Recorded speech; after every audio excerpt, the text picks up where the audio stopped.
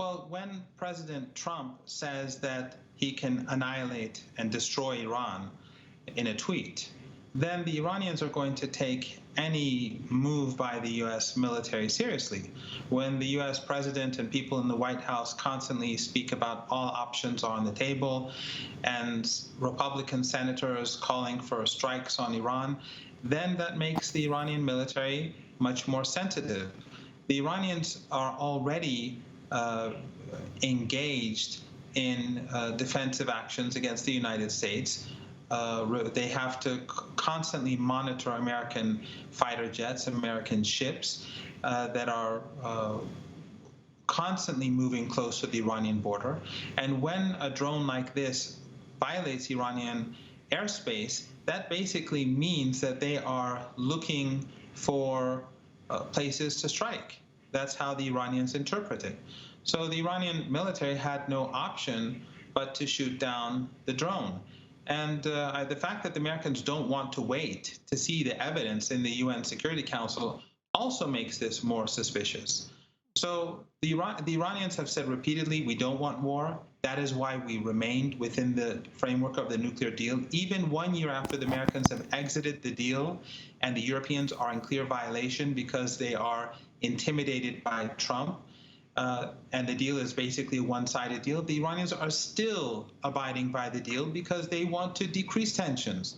If the Iranians wanted to increase tensions, they would have left the nuclear deal a year ago. Ervand Abrahamian, I want to bring you into this conversation. You're a historian. You wrote a book about the history of Iran.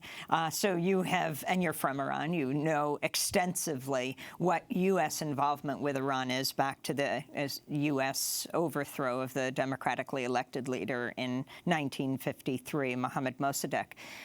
As you watch what's taking place now, and even if President Trump called off this attack that was supposedly about to take place Thursday night, it doesn't mean it is not imminent. Exactly. I think the long-term agenda in the White House, maybe not Trump himself, but with Bolton, Pompeo, it's clear what their record is on Iran. They want basically the destruction of the Islamic Republic, maybe even destruction of the state, maybe even the destruction of Iran. So they have a long record on this. They haven't kept it hidden. And I think they were basically putting into practice, into implementation, this program. But of course,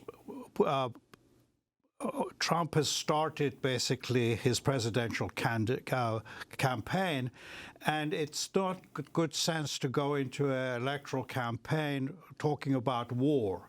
So I think he has, as a presidential candidate, he has a vested interest in keeping the war issue basically as low as possible.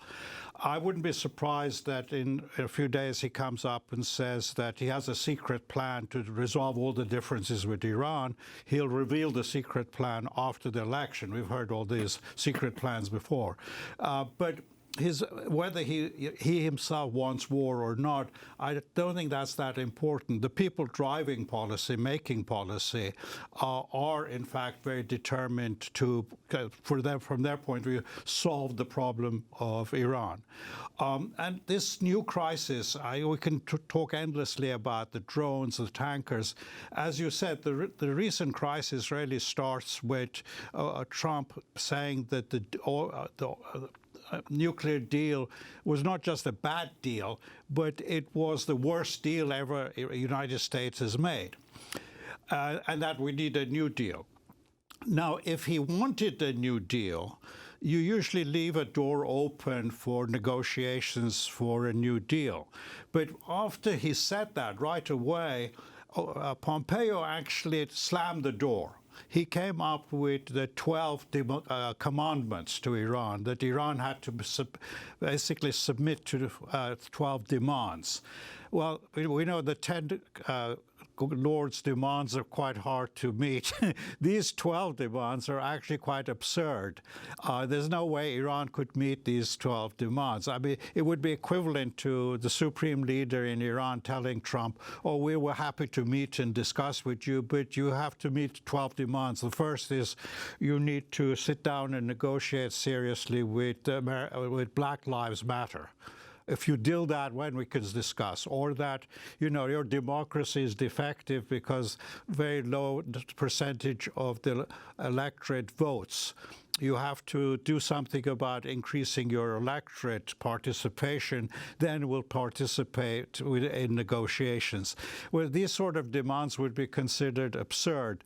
Similarly, the demands that Pompeo put on Iran were absurd. As though they weren't really negotiating demands. They were basically saying, surrender, submit to everything we demand, and basically commit suicide. And this obviously is not acceptable to any regime that wants to survive. So from then on, basically, I would say some sort of military confrontation between U.S. and Iran was inevitable. Now, whether it happens next week or the week after or after the election, if Trump is elected, I think that's basically in the books. There's no way we can avoid basically some sort of military confrontation.